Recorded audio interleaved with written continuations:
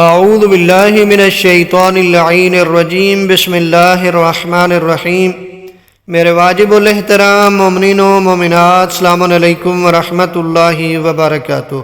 مومنین کرام، ابو بصیر سے منقول ہے کہ میں نے امام جعفر صادق علیہ السلام سے اپنی حاجات کا ذکر کیا اور عرض کیا کہ مجھے وسعت رزق کی کوئی دعا تعلیم فرمائیں، تو آپ علیہ السلام نے مجھے یہ دعا تعلیم فرمائی، اور میں نے جب اس کو پڑھنا شروع کیا کبھی محتاج نہیں ہوا۔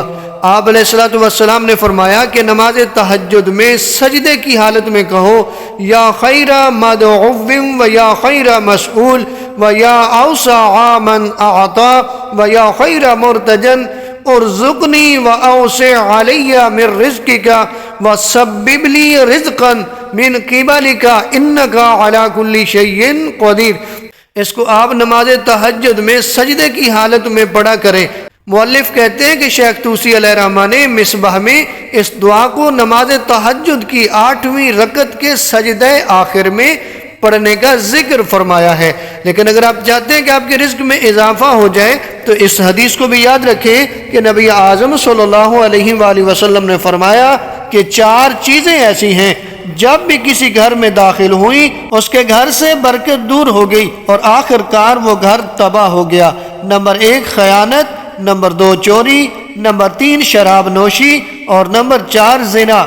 تو اگر آپ ان 4 برائیوں سے بچ جاتے ہیں تو پروردگار آپ کے گھر میں برکتیں نازل کرے گا، آپ کے گھر میں اپنی رحمتیں نازل کرے گا، پروردگار آپ کو رزق سے مالا مال فرما دے گا۔ ایک اور عمل یہ ہے کہ کثرت کے ساتھ، روایات میں ملتا ہے، معصوم فرماتے ہیں کہ کثرت کے ساتھ استغفار پڑھا کریں۔ اب آسان سا وظیفہ ہے، چلتے پھرتے پڑھ سکتے ہیں۔ ہوگا کیا؟ پروردگار آپ کا ہر غم دور کر دے گا، آپ کو مشکلات سے نکالے گا، یہاں تک کہ پروردگار آپ کو جہاں سے آپ کو گمان بھی نہیں ہوگا، پروردگار آپ کو رزق حلال وسیع عنایت فرمائے گا۔ ماہ رجب ہے جو کہ عظیم مہینہ ہے، جس کا آخری عشرہ چل رہا ہے، اس کے چند اعمال آپ تک پہنچاتے ہیں۔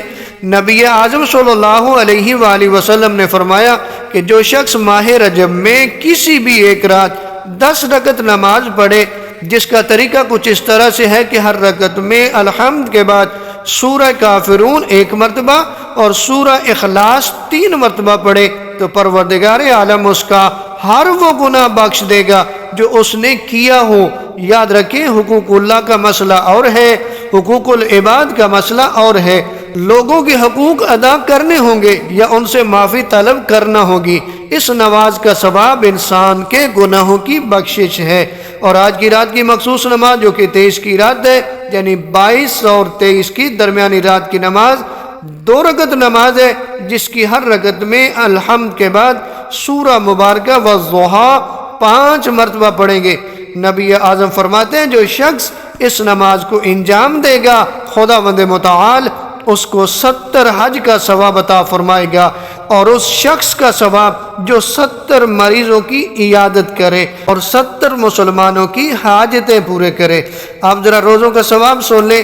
نبی اعظم صلی اللہ علیہ وآلہ وسلم فرماتے ہیں کہ جو شخص ماہ رجب میں 23 روزے رکھے تو آسمان سے ندا بلند ہوگی، اے بندہ خدا، تو خوش قسمت ہے، تو نے زحمت کم اٹھائی ہے اور تجھے زیادہ نعمتوں سے نوازا گیا ہے، تجھے مبارک ہو، تجھ سے پردہ ہٹا دیا گیا، تیرے کریم پروردگار کی طرف سے تجھے بہت بڑا ثواب نصیب ہوا، تو دار السلام میں حضرت خلیل کا ہمسایہ ہے۔